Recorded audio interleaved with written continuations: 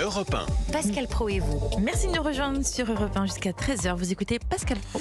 Bruno Guillon était de retour ce matin sur son antenne de Fun Radio. Vous savez ce qui lui est arrivé. Il a été séquestré, son épouse a été ligotée et il a été dévalisé par ce qu'on appelle un homejacking. Et malgré ça, il a quand même gardé son humour.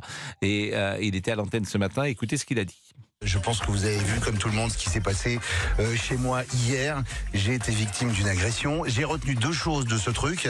La première, c'est qu'on est riche que de ses amis. Merci pour tous les messages que vous m'avez fait parvenir. Voilà, et je crois que l'amour des gens, c'est ce qu'il y a de plus important. J'ai reçu c'est même pas des centaines, des milliers de messages de mes proches. Et beaucoup de gens que je connaissais pas, qui sont des auditeurs ou des téléspectateurs. Et c'est la première leçon que je retiens, c'est qu'on est riche que de ses amis. Et la deuxième leçon que je retiens, et celle-ci, je vais vraiment la garder pour toute ma vie, c'est il faut garder un slip quand on dort. On ne sait jamais comment on va être réveillé le matin. C'est une bonne question, ça d'ailleurs. Comment vous dormez tous? Est-ce que vous dormez? Est-ce que vous mettez un pyjama? Est-ce que vous dormez nu? Est-ce que vous dormez avec, je ne sais pas, un t-shirt? Voilà, une question pour nos auditeurs. Il n'y a jamais de sondage, évidemment, là-dessus. Est-ce qu'il faut garder quelque chose la nuit? C'est pas le débat du jour. Le débat pour le moment, c'est les Français font moins de bébés. Le constat est alarmant. On en parlait ce matin sur Europe 1. La natalité connaît une baisse presque continue depuis 10 ans. C'est vrai dans tout l'Occident d'ailleurs. Les chiffres sont publiés par l'INSEE, même si la France jusque-là était supérieure. D'ailleurs, les chiffres étaient meilleurs en France, par exemple, qu'en Allemagne. Triste record cette année. On enregistre le nombre de naissances le plus bas depuis 1946. Alors, comment l'expliquer? Est-ce que les gens ont peur? C'est vrai que j'entends souvent des adultes dire est-ce que je dois mettre sur la terre un enfant avec les risques écologiques, économiques, géopolitiques, etc. On est avec Marine. Bonjour Marine. Bonjour Pascal. Vous avez quel âge? J'ai 25 ans. Alors, vous êtes exactement dans la tranche d'âge où une femme, et un homme d'ailleurs, pensent à faire des enfants. Est-ce que vous avez envie d'avoir des enfants? Je vous avoue que j'ai terminé mes études il n'y a pas longtemps. J'ai fait des études de droit. Donc ma priorité, c'était surtout de me consacrer à ma réussite universitaire et à trouver un travail. Donc faire un enfant, c'est pas du tout une priorité à l'heure actuelle me concernant. Puisque dans ma vie privée, j'ai tendance à privilégier la sécurité et je veux avoir une situation stable et être bien également avec quelqu'un avant d'envisager de construire une famille. Alors ça, évidemment, qu'il faut trouver l'homme ou l'amour de sa vie, ou la femme de sa vie, d'ailleurs, Marine, mais est-ce que une fois que vous aurez, comment dire, commencé la carrière professionnelle avec des assurances sur la suite, est-ce qu'une fois que vous serez en couple avec l'homme que vous penserez ou la femme de votre vie, est-ce que vous vous direz oui, je fais des enfants, ou est-ce que vous avez une position théorique de dire aujourd'hui c'est trop incertain? Je suis assez mitigée. Il y a quelques années, vous m'auriez posé la même question, je vous aurais répondu que j'aurais été partante pour faire 2 ou 3 enfants. Actuellement, je suis plutôt en train de reconsidérer mon choix pour éventuellement ne faire qu'un seul enfant. Parce que le coût de la vie a quand même pas mal augmenté. C'est de plus en plus difficile pour trouver des solutions de garde pour les enfants. Je le constate autour de moi et j'ai lu de nombreux articles à ce sujet-là. Et je vous avoue que je préfère me consacrer à un seul enfant et avoir la certitude que tout aille bien au niveau familial plutôt que d'en avoir 2 et être dans la panade. Et avoir des difficultés aussi pour financer son éducation et tout ce qu'il y a autour d'un enfant. Et puis aujourd'hui, les femmes peuvent avoir aussi des priorités différentes de celles qu'il y avait il y a quelques décennies. Je pense notamment à mes grands-parents, parce qu'on bénéficie des moyens de contraception qui n'existaient pas avant ou qui n'étaient pas aussi en vogue, si je peux dire cela comme ça. Et puis, on a la possibilité de faire des études également. Donc, on a peut-être une tendance à être un peu plus carriériste et à vouloir assurer nos avenirs. Ce qui justifie qu'on reconsidère nos choix, et en tout cas, c'est ma position aujourd'hui. Lorsque Nicolas Sarkozy est venu dans ce studio, je crois qu'il a échangé avec un auditeur et à un moment, il faisait une comparaison avec le sujet dont on parlait. Il a dit, lorsqu'on fait des enfants, on ne réfléchit pas, on prend ses décisions immédiatement, parce que si on réfléchit, on n'en fait pas. Je suis plutôt, pour tout vous dire, sur cette position. C'est-à-dire que il y a plus de raisons de ne pas faire d'enfants que d'en faire. Pour toutes les raisons, parce que ce monde, mais depuis toujours. J'ai envie de dire, parce que vous allez créer, vous allez mettre sur la terre un être de souffrance qui va effectivement, qui va risquer sa vie quasiment chaque jour, qui sera peut-être heureux, mais peut-être aussi ne le sera-t-il pas. Et si vous êtes les parents, c'est terrible parce que au-delà de votre souffrance personnelle, il y aura ces souffrances des enfants à épouser. S'ils ne sont pas heureux, vous sentirez coupable. Bien évidemment, vous direz j'ai pas fait ce qu'il fallait faire, j'ai mis ces pauvres airs sur la terre et ils en sont malheureux. Donc, toutes ces raisons-là font que ce que disait en tout cas Nicolas Sarkozy, faut mieux pas se les poser et il faut foncer. Bon, je suis totalement d'accord avec vous. Je crois qu'il n'a pas tout à fait tort, mais on va interroger dans une seconde Gérard François Dumont, qui est professeur à la Sorbonne et président de la revue Population et Avenir. Il nous dira ce qu'il en pense. À tout de suite. Il est 12h23, restez bien avec nous. Vous écoutez Pascal Praud sur Europe 1. Europe 1. Pascal Praud et vous. Avoir un seul enfant de toi, ça fait longtemps que j'attendais de voir grandir auprès. L'unique succès de Phil Barnet, vous vous souvenez, c'est en 87. Bien sûr, je Il cherchais avait son écrit ça en nom. 86 en 10 minutes sur sa table de cuisine. Bien sûr. Quand tu te levais le matin. Il y a notre ami Olivier Guénec qui me dit parler de Fernand Reynaud, parce que c'est vrai que on dit toujours la vérité ici, ça ne se bouscule pas forcément au standard. Non, pas pour l'instant, mais j'en doute pas.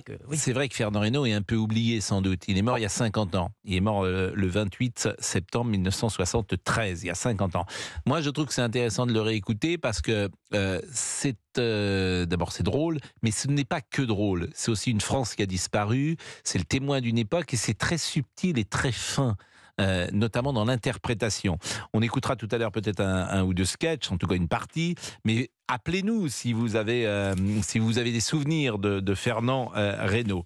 On rappelle le numéro peut-être. Rappelez-le. Ah bah oui, 01 80 20 39 21, l'appel est non surtaxé. Gérard François Dumont est professeur à la Sorbonne. Marine va rester avec nous. Marine qui a 25 ans, qui hésite peut-être à faire des enfants. Elle nous disait en tout cas qu'elle pense d'abord à sa vie professionnelle. Monsieur Dumont, bonjour. Bonjour. Je disais qu'il ne faut pas trop réfléchir. Vous avez des enfants vous-même, monsieur Dumont ? Oui, heureusement d'ailleurs. Heureusement, mais est-ce que vous avez réfléchi au moment d'imaginer les avoir ? Non, pas spéciament, mais c'est vrai que je souhaitais avoir des enfants et que j'ai eu la chance d'en avoir. Bon, mais convenez que il y a plus de raisons parfois de ne pas mettre des enfants sur Terre aujourd'hui que d'en mettre. En fait, Marine l'a très bien expliqué, c'est-à-dire elle montre que les Français ont perdu confiance en la politique familiale, puisqu'elle explique qu'elle s'inquiète pour le coût de la vie, qu'elle s'inquiète pour la conciliation entre vie familiale et vie professionnelle. Or, effectivement, la France est un pays qui avait une politique familiale absolument satisfaisante et qui a été mis à bas au milieu des années 2010, et c'est la raison pour laquelle dès 2014 j'ai pu annoncer que la fécondité allait baisser, alors qu'en réalité il y avait beaucoup de raisons pour que la natalité augmente. On a eu une hausse des mariages, on a eu le retour de l'immigration familiale après la pandémie Covid, avec le développement du télétravail, on aurait pu penser que les Français auraient pensé concilier plus facilement vie professionnelle et vie familiale. Nous avons eu la loi bioéthique avec la PMA, et donc il faut chercher quel est le facteur central explicatif de cette baisse de fécondité, et on voit bien que effectivement c'est cette perte de confiance dans la politique familiale, parce que quand vous étudiez la politique familiale et la fécondité depuis 50 ans, vous voyez qu'à chaque fois qu'il y a eu des décisions positives de politique familiale, la fécondité a augmenté, et à chaque fois qu'il y a eu des décisions négatives, la fécondité a baissé. C'est quoi les décisions négatives en 2010 ? Le quotient familial a été revu notamment ? C'est la fin de l'universalité des allocations familiales, c'est la limitation du quotient familial, c'est la réduction des dotations aux communes qui ont construit beaucoup moins de crèches et de relais assistantes maternelles que ce qui avait été envisagé. Ce sont des mesures malthusiennes en matière de logement, ce qui fait que la France n'a pas de politique familiale du logement. Et donc tous ces éléments réunis, si vous voulez, font que dès 2014, il était évident que la fécondité allait baisser parce que effectivement, le choix d'avoir un enfant paraît être un choix individuel ou pris à deux, mais en réalité, quand vous additionnez toutes les décisions en matière de choix d'avoir un enfant, cela entre dans des logiques collectives. C'est d'ailleurs la raison pour laquelle la science démographique existe. Or, il n'y a pas de secret en la matière. La politique familiale, c'est comme la politique économique, comme la politique sociale. Eh bien, elle a des effets sur le comportement des populations. Bah merci, parce que c'est assez intéressant ce que vous dites, et effectivement il faudrait une politique qui encourage la natalité, parce qu'un pays a besoin évidemment de se renouveler, d'avoir des jeunes gens, et c'est vrai que alors, le quotient familial c'était très intéressant, c'est pas vrai partout d'ailleurs, hein. En Angleterre je crois qu'il n'y a pas de quotient familial. Quotient familial, je le rappelle, c'est quand tu as 2, 3, 4 enfants, à chaque fois... Au troisième enfant, d'ailleurs, je crois que c'est une part complète, quatrième aussi, donc ça te permet de diminuer fortement ton niveau d'imposition, et ça peut favoriser, bien évidemment, les naissances. Merci beaucoup, monsieur. Merci beaucoup. Merci. Et on va marquer une nouvelle pause, et on aura peut-être un dernier témoignage. On dira au revoir également à Marine sur ce sujet de la natalité. On célébrera l'anniversaire de Brigitte Bardot, et notamment cet extrait magnifique que nous avons en magasin du Mépris. On écoutera chanter Brigitte Bardot, et puis on écoutera Fernand Reynaud. À tout de suite. Et vous témoignez au 01 80 20 39 21 sur Europe 1. Europe 1. Pascal Pro et vous. Merci de nous rejoindre sur Europe 1. Vous écoutez Pascal Pro jusqu'à 13h, et on parle de la natalité qui baisse de manière continue depuis 2011. Tu es mon millésime, ma plus belle année. Magnifique. Pour ce bonheur en prime que tu m'as donné. Ah, il a retrouvé Olivier Guénec, un peu de joie de vivre, monsieur Boubouk, depuis tout à l'heure. C'est bon, je vous fais plus la tête. Mais ça, c'est ça que j'aime chez vous, vous voyez. C'est Dites-moi. que vous n'êtes pas rancunier. Ah non, bah je peux pas. Non, avec vous, oui, j'ai pas trop le choix. Non, mais ça bon, c'est ouais. bien. Moi j'aime pas les gens, vous savez, les gens qui boudent. Ah non, ça c'est Qu'est-ce que terrible. vous savez commencer parfois dans les couples. Qu'est-ce que t'as? Rien. Non. T'as On se quoi dit les choses et après Oui. c'est fini. Hop, on passe à Qu'est-ce autre qu'il chose. y a? Ah, oui. Je suis un peu comme ça. Ouais, les gens qui boudent, c'est horrible. Tu boudes, mais arrête, crache là ta Valda, comme on disait. Mais vous avez un message à faire passer? Qu'est-ce qui se Non, passe? non, ma fiancée, elle boude pas. Non, c'est pas son genre. Quand elle a quelque chose à dire, généralement, elle le dit assez clairement. Marine, vous vouliez dire un dernier mot? Oui, effectivement, je voulais indiquer que j'étais totalement d'accord avec vous lorsque vous citiez tout à l'heure Nicolas Sarkozy. J'ai tendance à penser également que la vie est faite de risques et d'incertitudes, et qu'à un moment donné, il faut prendre des décisions et se lancer, et qu'on ne peut pas avoir le facteur professionnel, financier et familial qu'il faut forcément aligner tous en même temps, au même moment, et que c'est normal des fois de se lancer dans l'aventure qu'est la parentalité. Je voulais également ajouter qu'il y a parfois des personnes qui peuvent aussi découvrir des problèmes de stérilité ou de fécondité lorsqu'elles souhaitent avoir un enfant. Et peut-être que ça a des conséquences aussi sur la natalité, d'autant plus qu'en ce moment on parle de la crise de l'hôpital. Donc peut-être qu'il y a un lien de cause à effet aussi entre les diagnostics, la prise en charge et la possibilité pour les couples de procréer. Bah, merci beaucoup Marine. Vous êtes étudiante toujours? J'ai fini mes études Là. de droit. Et là, qu'est-ce que vous faites en du ce moment? travail. Donc je suis en recherche d'emploi. Et vous recherchez dans quel domaine? Droit du travail. Ah, comme conseillère juridique, comme avocate? Plutôt en entreprise. D'accord. Bon, et alors vous avez des touches, des propositions déjà? Oui, j'ai regardé à droite, à gauche. Bon, et c'est intéressant, d'ailleurs, 25 ans, vous allez commencer à quel niveau de salaire avec le bagage qui est le vôtre? Ça dépend l'entité dans laquelle on travaille, le niveau de responsabilité et la convention collective. Mais a applicable. priori, à peu près, par exemple, vous avez envie d'accepter des offres à partir de quel niveau? Moi, je suis en région parisienne, donc les offres, généralement, c'est aux alentours de 40 000, 45 000 euros bruts. Ah, ça c'est pas mal, 45 000 euros bruts à 25 ans, c'est bien, c'est même très bien. Oui, effectivement. Après, ça dépend du profil qu'on a. Moi, j'ai fait une classe préparatoire, Ouais. j'ai un bac plus 5, j'ai un diplôme universitaire en plus, donc il y a aussi des compétences. Je pensais pas que c'était si haut, pour tout vous dire. Les gens de votre promo vont arriver à 45 000 euros dès la première année, dès les premiers mois de travail? fais entre 40 et 45. Bah écoutez, bravo. Ça dépend des entités. Et si vous avez un CDD, un CDI, il y a des entreprises qui partent du principe que lorsque vous êtes en CDD, vous êtes dans une situation précaire et qui vont mieux vous rémunérer que lorsque vous êtes en CDI, parce que là, vous avez une assurance sur l'avenir. Mais effectivement, c'est quand même des belles rémunérations, mais on voit un peu de tout au niveau des offres d'emploi. Des offres, des fois à 30 ou 32 000. Donc, faut faire attention pour... faut pas se subir ce genre de dévaloriser, mais choses. en même temps, sur le marché du travail, mais en même temps, c'est vrai que ça sera votre premier emploi, donc vous serez la meilleure pour juger, évidemment, de la bonne offre. Merci beaucoup, Marine. Vraiment, merci beaucoup, parce que je ne doute pas que vous soyez prise très prochainement dans une belle entreprise. Pierre Maxence est là pour parler de la natalité. Bonjour, vous avez quel âge, Pierre Maxence? Oui, bonjour Pascal, bonjour tout le monde. Moi j'ai 29 ans. 29 ans, vous êtes en couple? Oui. Vous êtes en couple garçon, fille? Garçon, avec une fille. D'accord. Non mais on peut être en couple, vous savez, avec un garçon aujourd'hui. Bien sûr. Bon, vous êtes en couple depuis 5 ans, vous vivez ensemble? Oui, bien sûr, depuis 5 ans aussi. Ouais. Ah oui, donc vous vous êtes rencontrés il y a 5 ans, vous avez vécu tout de suite ensemble? Ça va très vite. Ah oui, combien de temps vous avez décidé de vivre ensemble? Au bout de, allez, on va dire une semaine ou deux. Non. Ah oui, ça. Mais ça a été vrai, non C'est rapide. Alors ça, c'est très rare quand même. Au bout d'une semaine, vous avez dit, on vit ensemble. Ouais, j'ai demandé à madame de prendre ses valises et de venir s'installer à la maison. Non. C'est beau en même temps. Moi, je trouve que c'est beau. Et c'est vous qui avez demandé, en plus, elle a dû être... alors vous engagez vite. Ça s'est fait naturellement des deux côtés, donc... Par une semaine. Et c'est toujours l'amour fou. Ouais, voilà. Bah écoutez... Il y a des bas comme chez bah, tout c'est le monde, normal. j'ai envie de vous dire. Ah, Mais, oui. voilà. Par exemple, la dernière fois que vous vous êtes engueulé, c'était quand? Hier. C'est rien. Non, une vraie engueulade. Allez, on va Oui, dire une vraie engueulade. Il y a un mois. Ouais, Il y a un mois. Mais vous savez que c'est très important, les engueulades, parce que il y a parfois des gens avec qui on s'engueule qu'une fois. Il n'y a jamais de deuxième fois. Il faut pouvoir s'engueuler dans son couple.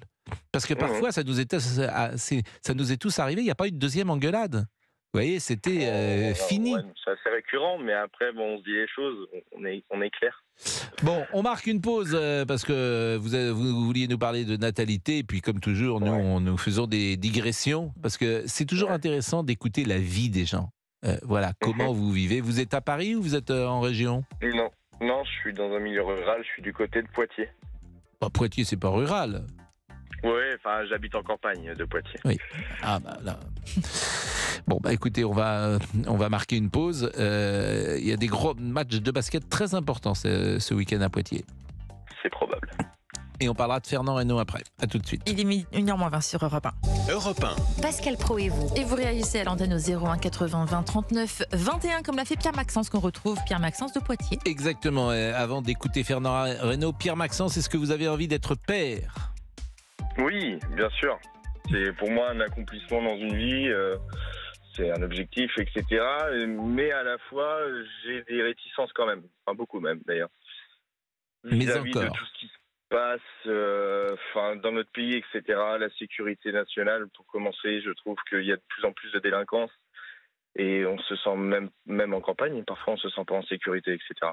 Oui, mais je suis d'accord, c'est ce qu'on disait tout à l'heure. Si on se met à réfléchir, on ne fait pas d'enfants. Mais est-ce que vous allez en faire un ces prochaines heures, ces prochains jours, ces prochains mois? Oui, c'est probable, pourquoi pas. Mais est-ce que votre compagne, pardonnez-moi de poser des questions indélicates, mais est-ce qu'elle prend un moyen de contraception aujourd'hui ou est-ce qu'elle ne prend pas la pilule? Non. Non quoi? Pas de moyen de contraception. Non, on n'a pas de moyen de contraception. Donc elle peut être enceinte du jour au lendemain. Oui, bien sûr. Donc ça, c'est une volonté que vous avez tous les deux de faire un enfant. Oui, bien sûr. Ouais. Donc là, il est programmé. Peut-être, ça viendra quand ça viendra, on verra. Bon. Mais après, au-delà de ça, c'est... Elle a quel âge, votre compagne? 27 ans. Bon, vous dites que vous êtes à la campagne, vous faites quoi, Pierre Maxence? Moi, je travaille dans l'automobile, je suis acheteur de véhicules d'occasion. D'accord. Et votre compagne? Elle est infirmière libérale. Ah, et ça marche bien, les voitures d'occasion? C'est délicat en ce moment. Bon, en même temps, donc vous gagnez bien votre vie tous les deux. J'imagine que vous avez une maison puisque vous êtes plutôt en campagne.